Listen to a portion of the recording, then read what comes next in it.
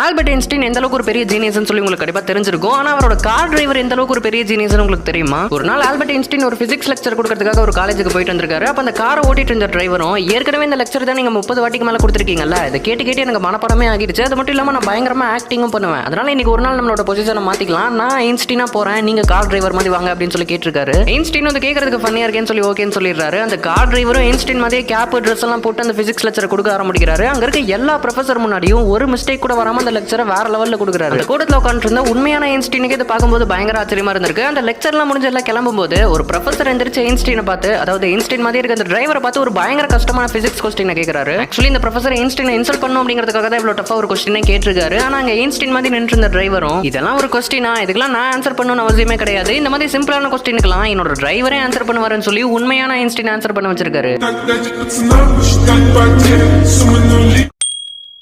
நீங்க ஸ்கிரீன்ல பாக்குற இந்த ஒரு நபர் இந்த உலகத்திலே ஒன் ஆஃப் த பெஸ்ட் இன்வென்ஷனை ஆக்சிடென்டலி கண்டுபிடிச்சிருக்காரு. 1826ல பிரிட்டிஷை சேர்ந்த ஜான் வாக்கர்ங்கிற இந்த ஒரு நபர் வழக்கம் போல அவரோட பார்மசியில ஒரு சில கெமிக்கல்ஸையும் மருந்தி ஒரு பவுல்ல வச்சு கலக்கிட்டு இருந்திருக்காரு. அப்ப கலக்கிறதுக்கு யூஸ் பண்ண அந்த ஸ்டிக்ல ஒரு சில கெமிக்கல்ஸ் ஒட்டிட்டு இருந்திருக்கு. சரி, இந்த ஸ்டிக்ல இருக்கிற கெமிக்கல்லாம் ரிமூவ் பண்ணலாம்னு சொல்லி பக்கத்துல இருக்கிற ஒரு பேப்பர்ல அந்த ஸ்டிக்கை வச்சு தேய்ச்சிருக்காரு. அப்ப அந்த இடத்துல ஃபயரும் உண்டாகி இருக்குது. இதை பார்த்து அவருக்குமே ஒரு பயங்கரமான ஷாக்கு. அப்பதான் அவருக்கே புரிய வருது, ஃபர்ஸ்ட் டைம் அவர் மேட்ச் பாக்ஸ்ங்கிற ஒரு விஷயத்தை கண்டுபிடிச்சிருக்காரு. ஆனா இதுல ஒரு செம்ம ஆச்சரியமான விஷயம் என்னன்னா, இந்த ஒரு விஷயத்துக்கு அவர் பேட்டர்ன் மட்டும் வாங்கி வச்சிருந்தாருன்னா உலகத்துல யார் மேட்ச் பாக்ஸ் உருவாக்குனாலும் இவருக்கு பணம் கட்ட வேண்டியது இருக்கும். இதனாலே அவர் ஒரு மிகப்பெரிய கோடீஸ்வரராகவும் மாறி இருப்பாரு. ஆனா அந்த ஒரு விஷயத்தை அவர் வேணாம்னு சொல்லிட்டாரு. அதுக்கு அவர் என்ன காரணமா சொல்றாருன்னா, அந்த ஒரு காலத்துல மேட்ச் பாக்ஸை கண்டுபிடிக்கிறதுக்கு முன்னாடி லைட்டர் வச்சு தான் நெருப்பை உண்டாக்கிட்டு இருந்தாங்க. ஆனா அது பயங்கர காஸ்ட்லியா இருந்ததுனால நிறைய பேரால நெருப்பை உண்டாக்கவே முடியல. இந்த ஒரு காரணத்தினாலே உலகத்துல இருக்க எல்லா மக்களுக்கும் நெருப்புங்கிறது ஈஸியா கிடைக்கணும்னு சொல்லி அதுக்கு பேட்டன்ட்டே வாங்காம வச்சிருக்காரு.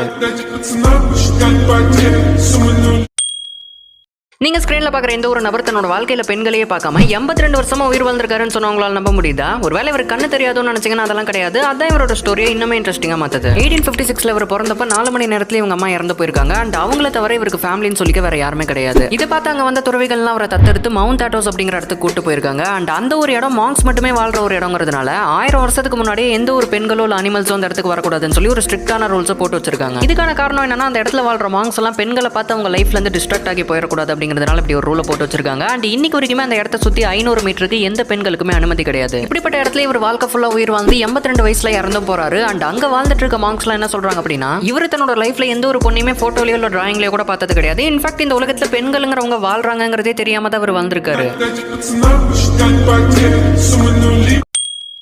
நீங்க ஸ்கிரீன்ல பாக்குற இந்த ஒரு நபர் கோர்ட்ல அவர் மேலே அவர் ஒரு கேஸ் போட்டு அந்த கேஸ்ல அவர் ஜெயிச்சு காமிச்சிருக்காருன்னு சொன்னா உங்களால நம்ப முடியுதா? லாரி ரூட்மேன் அப்படின்னு சொல்லப்படுற இந்த ஒரு நபர் பார்க்ல ஒரு நாள் பூமரங் விளையாண்டு இருக்கும்போது அவர் தூக்கி போட்ட பூமரங் திரும்பி அவர் தலையிலே அடிச்சு காயப்படுத்தி இருக்கு. இதுக்காக ட்ரீட்மெண்ட் எடுக்க அவர் ஹாஸ்பிட்டல் போயிருக்காரு. ஆனா அந்த ஹாஸ்பிட்டல்ல அவர் கட்டுற அளவுக்கு பணம் இல்ல. சரி, இன்சூரன்ஸ் மூலமா கவர் பண்ணலாம்னு பார்த்தா அந்த இன்சூரன்ஸும் கட்ட முடியாதுன்னு சொல்லிடுறாங்க. வேற வழியே இல்லாம கோர்ட்ல போய் இவர் அவர் மேலே ஒரு கேஸ் போட்டுக்கிறாரு. அதாவது இவர் அவரை காயப்படுத்தினதுக்காக அவருக்கு $3 லட்சம் ஃபைனா கட்டணும். இது கேட்கறதுக்கு ஒரு முட்டாள்தனமான கேஸா இருந்தாலும் இந்த கேஸ்ல அவர் யாருமே எதிர்பார்க்காத வகையில ஜெயிச்சும் காமிச்சிருக்காரு. இதனால அவருக்கு $3 லட்சம் ஃபைன் கட்டணும். ஆனா அந்த அளவுக்கு பணம் இல்ல. சோ இத ஒரு காரணமா காட்டி அவரோட இன்சூரன்ஸ் கம்பெனில இருந்து $3 லட்சம் அவர் கிளைம் பண்ணிருக்காரு.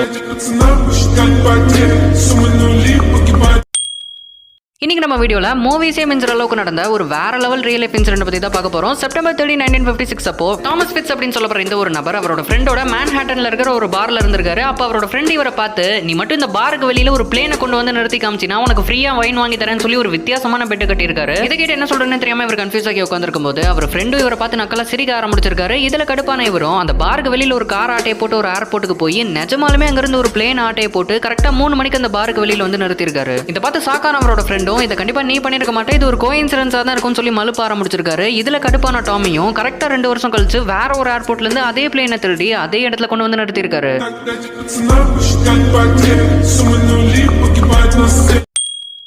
ஒரு சில மூவிஸ்லாம் ஒரு பயங்கரமான கம்ப்யூட்டர் வைரஸ் வச்சு மிகப்பெரிய ஹேக்கிங்லாம் பண்ற மாதிரி காமிச்சிருப்பாங்க. ஆனா ரியல் லைஃப்ல அந்த மூவிஸே மிஞ்சற அளவுக்கு இருக்க ஒரு வைரஸ் தான் சாசர் வைரஸ். 2004ல உருவாக்கப்பட்ட இந்த ஒரு வைரஸ் நார்மலா இது ஒரு கம்ப்யூட்டருக்குள்ள போனாலே இந்த கம்ப்யூட்டர் ஒர்க் பண்ண முடியாத அளவுக்கு பயங்கரமா ஸ்லோ பண்ணிவிட்டு அந்த கம்ப்யூட்டர் சுத்தி இருக்கிற வேற சில கம்ப்யூட்டர்ஸ்க்கு தானாவே போக ஆரம்பிக்கும். ஆரம்பத்துல வெறும் மெயில்ஸ் மூலமா பரவிட்டு இருந்த இந்த ஒரு வைரஸ் போக போக பெரிய பெரிய கம்பெனிஸ்லாம் ஒரு கம்ப்யூட்டர்ல இருந்து இன்னொரு கம்ப்யூட்டருக்கு ஈஸியா பரவ ஆரம்பிச்சிருக்கு. இந்த ஒரு காரணத்தினால பிரிட்டிஷ் ஏர்லைன்ஸோட ஏர்போர்ட்டோட எல்லா கம்ப்யூட்டர்லயுமே இது பரவ ஆரம்பிச்சிருக்கு. இதனால அந்த ஏர்லைன்ஸே சரியா நடத்த முடியாம போயிருக்கு. அந்த ஃபிளைட்டோட பேசஞ்சர்ஸ் அவங்க டிக்கெட் புக் பண்ண முடியாதனால அவங்க பணத்தை திரும்ப கேட்டு ப்ராப்ளம் பண்ணிருக்காங்க. இந்த ஒரு காரணத்தினாலேயே பிரிட்டிஷ் கவர்மெண்ட்டுக்கு கிட்டத்தட்ட $500 மில்லியன் மேல லாஸ் ஆகி இருக்கு. இப்படிப்பட்ட வைரஸ் உருவாக்கின அந்த ஒரு நபரை கண்டிப்பா சும்மா விடக்கூடாதுங்கிறதுனால கவர்மெண்ட் சைட்ல இருந்து அவரை தேடி கண்டுபிடிச்சிடுறாங்க. இதுல ஒரு வேற லெவல் விஷயம் என்ன அப்படின்னா, இவ்வளவு பவர்ஃபுல்லான இந்த வைரஸ் உருவாக்குனது ஸ்வென் ஜேசன் அப்படிங்கிற ஒரு 17 வயசு பையன்.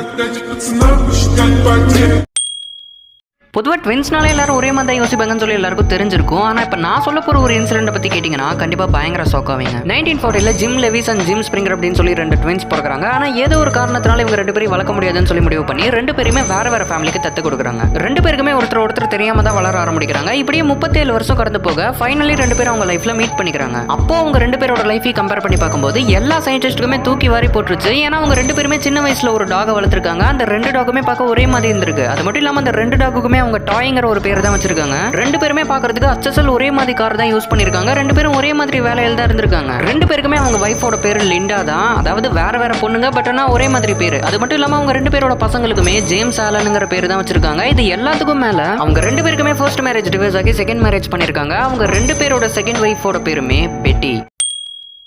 நீங்க ஸ்கிரீன்ல பாக்குற இந்த ஒரு நபர் செவர்ல பெயிண்ட் அடிச்சு 160 கோடி ரூபாய் சம்பாரிச்சிருக்காருன்னு சொன்னா உங்களால நம்ப முடியுதா? அவ்வளோ பெரிய ஆர்டிஸ்ட் அவர் அப்படின்னு சொல்லி கேட்டீங்கன்னா அதெல்லாம் கிடையாது. 2005 Facebook அப்படிங்கிற கம்பெனி ஸ்டார்ட் பண்ணும்போது நம்ம மார்க் ஜக்கர்பர்க் அவர் ஆபீஸ்க்கு பெயிண்ட் அடிக்கிறதுக்காக இவரை ஹையர் பண்ணிருக்காங்க. அவரும் ஆபீஸ் முழுக்க பெயிண்ட்ல அடிச்சதுக்கு அப்புறமா $60,000 சர்வீஸ் சார்ஜா கேட்டிருக்காரு. ஆனா அந்த டைம்ல Facebookங்கிறது அவ்வளோ பெரிய கம்பெனிலாம் கிடையாது. அப்பதான் ஸ்டார்டே பண்ணியிருந்தாங்க. அதனால அவ்வளோ பணம் கொடுக்க முடியலன்னு சொல்லி அந்த கம்பெனியோட 4% ஷேர் இவரோட பேர்ல எழுதி வச்சிருக்காங்க. அவருக்கு இதை பத்தி பெருசா எதுவும் தெரியலனாலும் அந்த ஷேரை மட்டும் வாங்கி வச்சுக்கிறாரு. ஆனா லேட்டர் Facebook அப்படிங்கிறது ஒரு மிகப்பெரிய கம்பெனியா மாறும்போது அதோட ஷேர் பிரைஸும் ஏறுது. அதனால அவர் வச்சிருந்த அந்த ஷேரை $200 மில்லியன் செல் பண்ணிருக்காரு. ஆனா இதுல ஒரு ஆச்சரியமான விஷயமே, ஒருவேளை அவர் அந்த ஷேரை மட்டும் செல் பண்ணாம இருந்திருந்தாருன்னா ஒரு சில வருஷங்கள்லயே அதோட வேல்யூ கிட்டத்தட்ட 15,000 கோடி ரூபாய்க்கு போயிருக்கும். இப்படிப்பட்ட இந்த நபர் உண்மையிலேயே லக்கியா இல்ல அன்லக்கியான்னு சொல்லி நீங்க என்ன நினைக்கிறீங்கிறத கமெண்ட்ல சொல்லுங்க.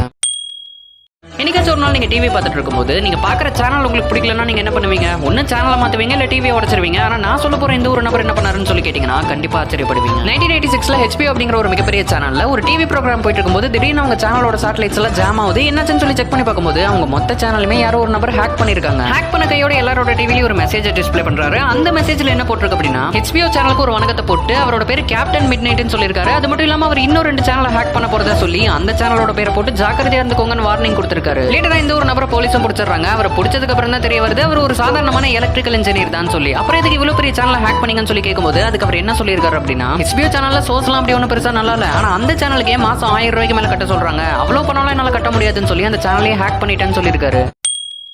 நீங்க ஸ்கிரீன்ல பாக்குற இந்த ஒரு நபர் நிலவிய விலைக்கு வித்திருக்காருன்னு சொன்னா உங்களால நம்ப முடியுதா? டெனிஸ் ஹோப் அப்படின்னு சொல்லப்படுற இவர் ரியல் எஸ்டேட் பிசினஸ்ல இறங்கலாம்னு சொல்லி முடிவு பண்றாரு. ஆனா என்ன மாதிரி ஸ்டார்ட் பண்றதுன்னு சொல்லி ஐடியா இல்லாம இருக்கும்போது நிலால தான் ஏகப்பட்ட இடங்கள் யாராலையும் வாங்காம இருக்குல்ல, பேசாம அந்த இடத்துல நம்ம வாங்கி வேற யாருக்காச்சும் வித்தரலாம்னு சொல்லி இவருக்கு ஒரு ஐடியா வருது. இதை பத்தி இவர் டீப்பா ரிசர்ச் பண்ணி பார்க்கும்போது இவருக்கு ஒரு விஷயம் தெரிய வருது. பூமிக்கு வெளியில இருக்க நிலா மட்டும் கிடையாது, வேற எந்த ஒரு விஷயமுமே எந்த ஒரு நாடுக்குமே சொந்தம் கிடையாது. சரி, நாடுகள் ஓன் பண்ண முடியலன்னா என்ன, தனிநபரால ஓன் பண்ண முடியல, அதனால நம்மளே இதை ஓன் பண்ணலாம்னு சொல்லி அமெரிக்கன் கவர்மெண்ட் கிட்ட நிலவை தன்னோட பேர்ல எழுதி வைக்க சொல்லி ஒரு டாக்குமெண்ட் போட்டு இருந்திருக்காரு. ஆனா அந்த எந்த விதமான ரிப்ளையுமே வரல. இதையே அவர் ஒரு எஸ்ஸா எடுத்துக்கிட்டு நிலவினுமே தனக்கு சொந்தமான ஒரு விஷயம் சொல்லி அதை விலைக்கு விற்க ஆரம்பிச்சிருக்காரு. சரி, இதெல்லாம் யாராச்சும் விலைக்கு வாங்குவாங்களா அப்படின்னு சொல்லி பார்க்கும்போது US பிரசிடென்ட்ல இருந்து மிகப்பெரிய கார்ப்பரேட் கம்பெனிஸ் வரைக்கும் கிட்டத்தட்ட 600 மில்லியன் ஏக்கருக்கும் மேல அந்த நிலால இருந்து வாங்கியிருக்காங்க. இது மூலமா $12 மில்லியன் மேல அவர் earn பண்ணிருக்காரு. இப்படிப்பட்ட ஒரு இன்சிடென்ட் பத்தி நீங்க என்ன நினைக்கிறீங்கிறத கமெண்ட்ல சொல்லுங்க.